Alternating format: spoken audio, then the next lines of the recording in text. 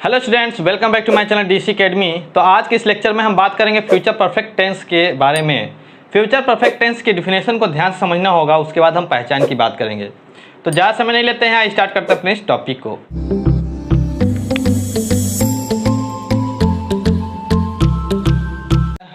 तो स्टूडेंट्स, अब आइए हम देखते हैं फ्यूचर परफेक्ट टेंस को उसके डिफिनेशन के माध्यम से समझते हैं और ये देखते हैं कि फ्यूचर परफेक्ट टेंस में किस तरीके के सेंटेंसेस देखने को मिलते हैं। देखिए, पहचान तो आप सभी लोगों को पता होगा कि इसमें चुका होगा, चुकी होगी, मैंने पहले ही लिख रखा है नीचे, लेकिन सबसे लिखा है। तो मैं पहचान की बात सबसे लास्ट में करूँगा, सबसे पहले मैं डिफिनेशन की ही बात करता हूँ।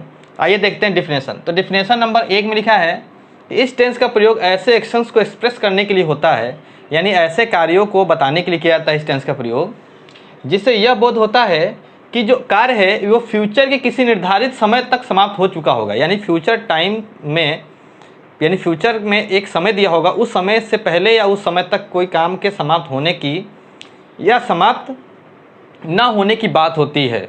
जैसे कहा जाए कि इस साल के अंत तक यह फिल्म बन चुकी होगी। तो क्या है कि एक फिल्म बन रही है और ये अनुमान लगाया जा रहा है कि इस फिल्म का जो है रिलीज़ जो है इस साल के अंत से इस साल के अंत होते होते ये रिलीज़ हो जाएगी। तो कहने का यहाँ पर यही सिर्फ मतलब है कि किसी कार्य के समाप्त होने का कोई एक समय, फ्यूचर का एक समय दिया होगा, उस समय के अंत तक या उस समय से पहले इस कार्य को समाप्त होने की बात होती है। जैसे कि वह शाम तक घर आ चुकी होगी, वह सोमवार तक की यहाँ आ जाएंगे, इस तरीके की बात देखने को मिलती है। तो देखिए, जितने भी ये समय सूचक शब्द होते हैं, यानी जितने भी टाइमिंग वर्ड जो आएंगे इसमें, उनसे पहले हम दो प्रीपोजिशन का यूज़ करते हैं इसमें, एक बाई और एक बिफोर का। तो जब हम एग्जाम्पल के माध्यम से करेंगे तो वहाँ पर बाई और बिफोर का यूज मैं बताऊंगा किस प्रकार से बाई और बिफोर का यूज होगा। देखिए, पहले के अर्थ में बिफोर का यूज हो जाता है और बाई का जो यूज होता है वो तक के अर्थ में होता है, और कहीं कहीं पर टिल का भी यूज देखने को मिलता है। आइए देखते हैं, इस टेंस का प्रयोग संभावना या अनुमान को व्यक्त करने के लिए किया जाता है। देखिए, मैंने कहा अनुमान या फिर संभावना। जैसे कहा जाए कि तुमने गीता पढ़ा होगा या फिर आपने गांधी जी का नाम सुना होगा, ये एक संभावना व्यक्त किया जा रहा है कि ऐसा शायद हुआ होगा, आपने ऐसा किया होगा, ये एक संभावना या मेरा अनुमान है। और एक तीसरा जो डिफिनेशन है वो ये है कि इस टेंसेस का प्रयोग फ्यूचर टाइम में किन्हीं दो घटनाओं का बोध करने के लिए होता है। ये ज़्यादा इंपॉर्टेंट होता है एग्जाम के दृष्टिकोण से। जैसे कि तुम्हारे आने से पहले मैं अपना कार्य समाप्त कर चुका हूँ, इस तरीके के सेंटेंस देखने को मिलता है। और इन सेंटेंसेस को बहुत ध्यान से बनाया जाता है क्योंकि ये सेंटेंस कॉम्प्लेक्स होते हैं, और कॉम्प्लेक्स सेंटेंस बनाने का रूल ये होता है कि जो कार्य पहले समाप्त हो चुका होगा, यानी कि जिसमें चुका होगा लिखा होगा, इसको आपको फ्यूचर परफेक्ट बनाना होगा, और जो एक दूसरा सेंटेंस में दिया होगा उसको हमें प्रेजेंट इंडेफिनिट टेंस में बनाना होता है। तो इस प्रकार से फाइनली हम ये देखते हैं कि इस प्रकार के वाक्यों के अंत में चुका होगा, चुकी होगी, चुके होंगे, लिया होगा, दिया होगा, गया होगा, आया होगा, खाया होगा, पिया होगा, इस तरीके के सेंटेंसेस के अंत में ये शब्द जो है देखने को मिलेंगे। तो आइए अब असर्टिव सेंटेंस पढ़ते हैं और फिर इंट्रोगेटिव सेंटेंस पढ़ते हैं और कुछ इंपॉर्टेंट एग्जाम्पल्स को करते हैं, और कोशिश करता हूँ कि ये आपको अच्छी तरीके से समझ में आ जाए। तो आइए असर्टिव सेंटेंस को देखा जाए। असर्टिव सेंटेंस का मैंने फार्मूला लिख लिया है और रूल भी आपको बता दे रहा हूँ। देखिए, फार्मूला में मैंने सबसे पहले लिखा सब्जेक्ट, सब्जेक्ट के बाद विल या शैल। विल कहाँ लगता है? जो सेकेंड पर्सन प्रोनाउन होते हैं या फिर नाउन जो थर्ड पर्सन प्रोनाउन होते हैं या फिर नाउन होते हैं। यानी कि विल का प्रयोग सेकेंड पर्सन के साथ, थर्ड पर्सन के साथ और नाउन के साथ होता है, और फर्स्ट पर्सन के साथ शैल का यूज होता है। फिर नॉट लगाएंगे अगर है तो, फिर है, फिर वर्ब की थर्ड फॉर्म, फिर ऑब्जेक्ट, फिर कॉम्प्लीमेंट। आइए सेंटेंस करते हैं। वह इस माह के अंत तक यहाँ आ चुका होगा।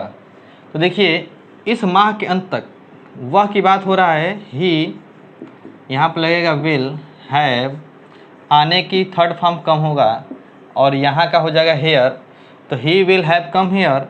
अब इस माह के अंत तक, तो देखिए यहाँ पर हम by the end of this month, यहाँ पर हम बाई और टिल दोनों का यूज कर सकते हैं, दोनों सेंटेंस सही है। तो ये हमारा सेंटेंस बन चुका है। अगला सेंटेंस देखते हैं। दर्जी 8 बजे से पहले यह कोट सिल चुका होगा। तो देखिए, दर्जी 8 बजे से पहले, तो दर्जी यानी कि द टेलर विल हैव, सिलने का देखिए होता है एक स्यूड होता है, एक थर्ड इसकी फॉर्म स्यूड भी होता है, श्यून भी होता है, SEWN। दिस कोट, अब क्या है 8 बजे से पहले, तो पहले के लिए यहाँ पर अब बिफोर का यूज़ कर सकते हैं, बिफोर 8 o'clock। Before 8 o'clock। आइए तीसरे सेंटेंस में आते हैं। देखिए पहले के लिए हमको बिफोर का ही यूज़ करना होता है, ठीक।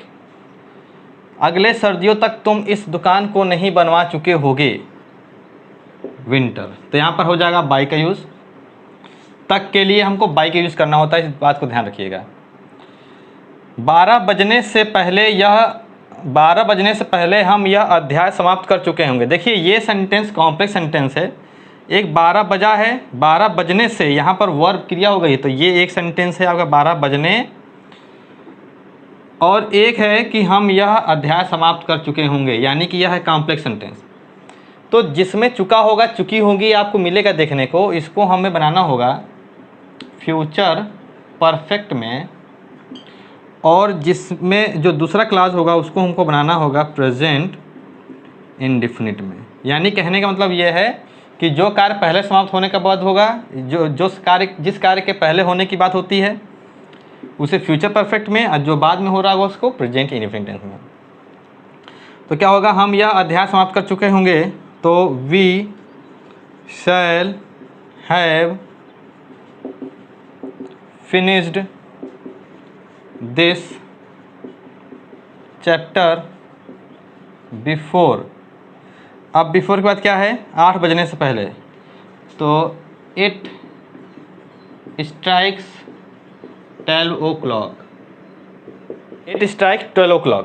तो चूंकि ये कॉम्प्लेक्स सेंटेंस है तो एक को फ्यूचर परफेक्ट में बना है, एक को हम प्रेजेंट इंडेफिनिट टेंस बना है। जो प्रेजेंट इंडेफिनिट टेंस बनेगा उसमें हमें एस लगाना पड़ेगा अगर अफर्मेटिव सेंटेंस है तो ये कुछ सेंटेंसेस थे असर्टिव के।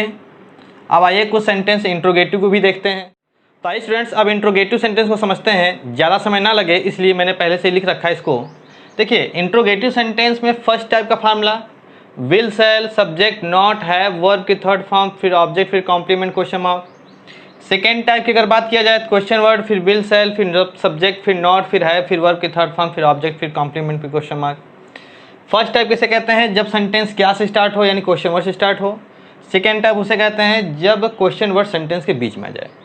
तो आइए पहले एग्जाम्पल को देखते हैं। क्या 1 वर्ष के अंदर वे इस मकान को नहीं बनवा चुके होंगे।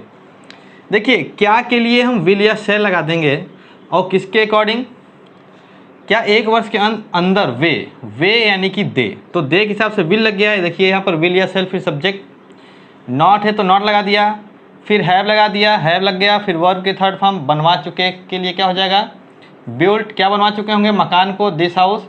और देखिए अंदर के लिए क्या होता है विद इन, इस बात का ध्यान रखिएगा। प्रीपोजिशन चेंज होता रहता है, ज़्यादातर बाई बिफोर लगता है, टिल भी लगता है, विद इन भी देखिए लग सकता है। तो के अंदर के लिए हम विद इन 1 ईयर का यूज़ कर लेंगे। फिर दूसरा सेंटेंस देखिए ये सेकेंड टाइप पे है, दिन निकलने से पहले हम कहाँ पहुँच चुके होंगे, कहाँ के लिए हम वेयर लगा देंगे। फिर क्वेश्चन वर्ड के बाद विल या शैल, फिर शैल लगे क्योंकि हम के लिए क्या हो जाएगा, हम के लिए वी के लिए शैल। हैव रीच्ड, अब क्या है दिन निकलने से पहले, तो देखिए ये दिन निकलना एक क्लॉज है, एक सेंटेंस है, तो इसको हम प्रेजेंट इंडेफिनिट टेंस बनाएंगे। तो before the day dawns, dawns माने निकलना। फिर थर्ड सेंटेंस देखिए फर्स्ट टाइप है, क्या सोमवार से पहले वह अपने गांव पहुंच चुकी होगी, तो क्या के लिए हो गया विल। अब वह है कोई लड़की है तो शी लग गया, हैव रीच्ड हर विलेज अपने गांव बिफोर मंडे, पहले के लिए बिफोर मंडे। अगर लिखा होता है क्या सोमवार तक वह अपने गांव पहुंच चुकी होगी, तो यहाँ पर लिख देते हैं बाई मंडे। तो इस तरीके के सेंटेंस आपको जो है फ्यूचर परफेक्ट टेंस में देखने को मिलेंगे। तो इस तरीके से मैंने आपको फ्यूचर परफेक्ट टेंस पढ़ाया और समझाने की कोशिश की। अगर स्टूडेंट्स आपको ये वीडियो अच्छी लगी है तो लाइक करें, अगर नए हैं तो सब्सक्राइब करें, अपने दोस्तों को शेयर करें। Thanks for watching.